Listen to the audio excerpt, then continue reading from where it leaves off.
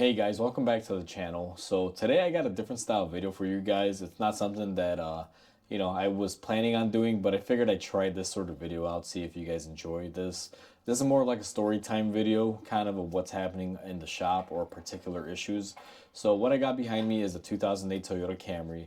Now I've had this car in the shop about 3 weeks ago. There was a couple videos that I made. You guys have seen it about the intake manifold gasket, how to test it, replace it, valve cover gasket, the belt, and some spark plugs. So I went ahead and I did all those things to the car about 3 weeks ago. And while the car was here, I made a recommendation to the customer to replace his positive battery terminal. As you guys can see, here's the terminal in my hand. So I made the recommendation. The customer declined. And he's like, no, he's like, I'll just worry about it later. He's like, for right now, I just want to get the major stuff done. I'm like, okay, sounds good. Fair enough.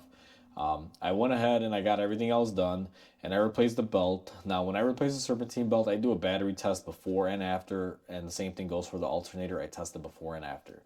And this car, when they left, the alternator was before the belt. The alternator was outputting 14.25 volts. After the belt, 14.5, and the battery was at about 90% battery health both times before and after. The battery was in good shape.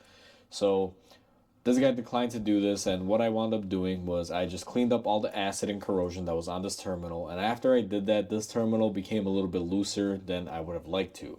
And I went ahead and I snugged it up a little bit, but I knew I couldn't go too tight because all the acid has eaten away at the metal and it's pretty thin. So I got it snugged enough to the point where it was good.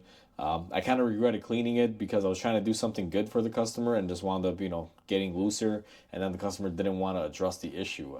And I almost kind of felt bad for a minute here, but in reality, I mean, you can't let that acid grow on these. You're supposed to clean them out. So I did the customer a favor, and in the end, it wound up creating a little bit of a headache for me. But either way, I got it tightened up on there. Probably wasn't as tight as with the acid and the fuzzy stuff that was on there, but I got it pretty tight. Let the car go. Everything was great. About 3 weeks later, the guy calls me. He's like, hey, I got to bring my car in. It's been cutting off. It's acting weird and it dies in the middle of the street. So I was like, okay, bring it in. He's like, okay, I'll get it on a tow truck. I'll let you know when they're going to be there. Car never came. Car never showed. About 4 or 5 days passed. Didn't hear from him. Then I get a call a couple days later, and he's like, "Oh, hey, Mike, sorry, I called AAA the first time to tow it out there to you. They tested my battery. They said it was bad. They went ahead and replaced it. The car lasted a couple hours, and then it died again, and I've been busy, and I haven't had time to, coordinate the car being dropped off." I'm like, "Okay, just, bring it in, drop it off. We'll go from there." So car gets dropped off, get it in the shop, jump started. There was no other way to start it. The battery was completely drained. I do a battery test on it. The battery comes up good, but very low. I went ahead and I did an alternator test on there, and it's outputting like 5.5 to 5 volts. Very low voltage. We're about 11 volts or 10 volts under what it should be, somewhere around there. So I called the customer. I'm like, you're gonna need an alternator. He's like, okay, go ahead and get it done. And we went ahead and we did a tensioner assembly while we were in there, just because the spring was weak. And regardless of that tensioner being a little bit weak, the alternator when it left was charging and the battery was good. I kind of looked around. I'm like, how did the alternator fail so fast, and what happened here? And what essentially happened is when I cleaned this terminal up, and you guys can kind of see here, it's crusty still. This is the bottom portion where I couldn't clean, and the corrosion kind of gets all over and inside the terminal. Now when that corrosion was on there, it was keeping this tight. And what I noticed is when it came in, this terminal looked a little bit different. If you guys can notice, there's a shiny spot there. So two things happened to this car. After I cleaned it, kind of started giving an issue because this connection was loose. So the alternator wasn't charging up the battery very well, and it was probably causing spike backs to the alternator, creating an issue with the car. That's the first thing. Now, even though technically that happened on my watch, again, this wasn't purposeful, guys. I didn't do this to, do this to this terminal or to hurt the customer and have him come back. It was simply meant to clean it up. And then after I saw it was loose, I recommended him replacing it, and I explained the reasons why, and he still declined. So at that point, there's nothing I can do. I just have to let it be and let it go. And that's what I did. But when AAA went out there and the customer started having issues that were started by this, that battery that was in the car originally tested out at 90%. It was good health. It was not needing to be replaced. But because it wasn't being charged up by the alternator, probably the voltage was low, AAA decided, hey, you need a battery. Let's put it in, about $250. and the guy opted to get it done, and the car only lasted, half a day to a couple hours, and it died out again. And then it made it to my shop. So this terminal, if the customer had just spent $25-$30 and he had replaced it, would have saved him all this money replacing the alternator and doing the battery. Now, I'll be honest with you guys, and I try not to rag on companies here. I don't want to, get involved in anything big, but whoever came out, and I kind of already said the name previously, and recommended a battery on this, I mean, it's just total crap. This battery was low on charge originally, and I'm sure the battery they replaced was low on charge. It tested 90% good health here 3 weeks ago. Okay, guys, sorry about that. I had to cut the clip because we had a customer walk into the shop. I'm sure you guys heard the beeping. But like I said, this terminal is where it started the problem. It was probably spiking back to the alternator, and the charge wasn't going to the battery enough because it was kind of just moving in there. Kind of like a loose connection. It was arcing more than likely. So what I anticipate happened is this is the root problem of everything. It needed, more than likely probably just an alternator, not a battery. When AAA went there, and just one thing to show you guys, if you see it's kind of shiny here. Now the way this works is there's supposed to be a square cut bolt head on this side that locks into these tangs, and then you can tighten this side off, and then basically would crimp this together. You guys can see that bolt head is missing. It is gone. So what wound up happening is AAA, when they replaced the battery, they broke this, and it was not even looser. When I got the car in here, it was just dangling. And I'm like, no wonder the car didn't last. And no wonder the alternator is shooting out low voltage. Now, realistically, the alternator was probably bad. I really think when AAA tested the battery and the alternator, I think the alternator was bad. They just wanted to sell the guy a battery.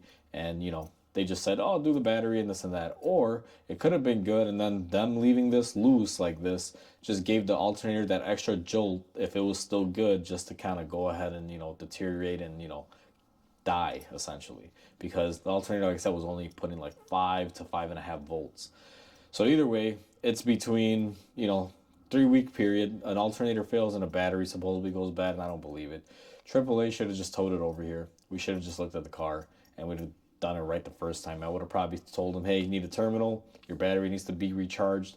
After you recharge your battery, we'll throw it back in there, and then we'll test out your alternator. If your alternator is bad, then we'll go ahead and replace your alternator. That's what should have been done from the get-go, and I feel like this guy might have been able to get a little bit more life out of the alternator. That one day of him driving around with this thing just completely loose and just rattling in there, I think is what caused the main issues for him. Okay, guys, sorry I had to cut the camera there real quick. Again, I had another customer walk into the shop.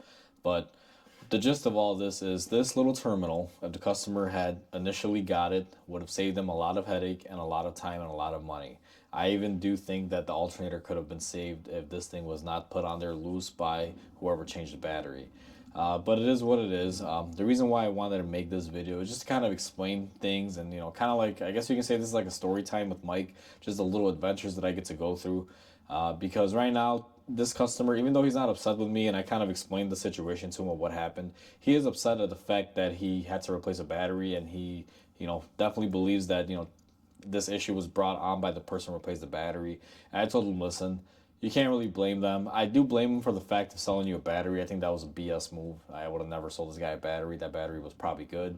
And, they probably didn't test the alternator right. I do suspect this alternator may have been going bad, and they just neglected to test it. They just wanted to sell a battery. So I told the guy, listen, if you want to blame the other guy, you can. But in actuality, I would only put blame on that guy for, one, selling you a battery that you probably didn't need, and secondly, breaking this and not telling you. Now, this is already broken, so I wouldn't be too harsh on him. It was already on its way out. But I told him, you could blame him for not, not necessarily breaking it, but for not telling you, like, hey, you need a terminal. Because I asked the customer if they advised him of it, and he's like, nope, everything checked out good. They even gave this guy a printout receipt of the battery testing good before installation, after installation, and his charging system and starting system being good. So I don't know, maybe the alternator was good, and maybe this terminal is what broke everything, because it was so loose after the battery replacement that it was just arcing, and the alternator couldn't take it anymore, just decided to give out. That's a possibility as well. I'll never know, and I'll be honest with you, it's not even worth me teasing my brain trying to think about it. It happened, we got it solved. It is what it is.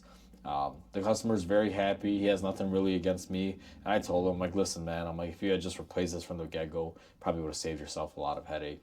And, he's like, it is what it is now. A lot of people may say, hey, Mike, why didn't you just replace the terminal for him? You know, you're a mechanic, you can give away stuff and this and that. And that's not the case, guys. I'm a business, I'm here for profit. I will help people out. Like in this scenario, this terminal, when I suggested for the guy to buy it, if you buy this exact same terminal, it's kind of a specific terminal for Toyota. It's about $20 to $30. If he had bought this terminal, I would have gladly just put it on for free. Unfortunately, I'm not gonna go into my own pocket and buy parts for customers and then just give stuff away. It doesn't work out that way. The way I feel about it, if you're a responsible adult and you want to own a car, you got to be able to save up and have the money to afford that car. You shouldn't be going around just expecting people to give stuff away. I'll make another video on, me talking about this point, because me being a shop and dealing with the general public every day, there's a lot of stuff that people expect from mechanics that you wouldn't necessarily expect from any other field, and I don't know why it's different. I'll probably make that video right after this one. But for now, I just kind of want to explain the situation to you guys. So with that said, hopefully you guys enjoyed this video. I know it's not the typical repair video. I know it may not get the most likes or the most views, but I kind of want to start a segment where we just kind of talk here and there and just talk about stuff going on in the shop. So hopefully you guys enjoyed. Please comment, like, and subscribe. It'll definitely help my channel grow. And all I want to say is hope you guys have a wonderful day, and I'll catch you guys on the next repair.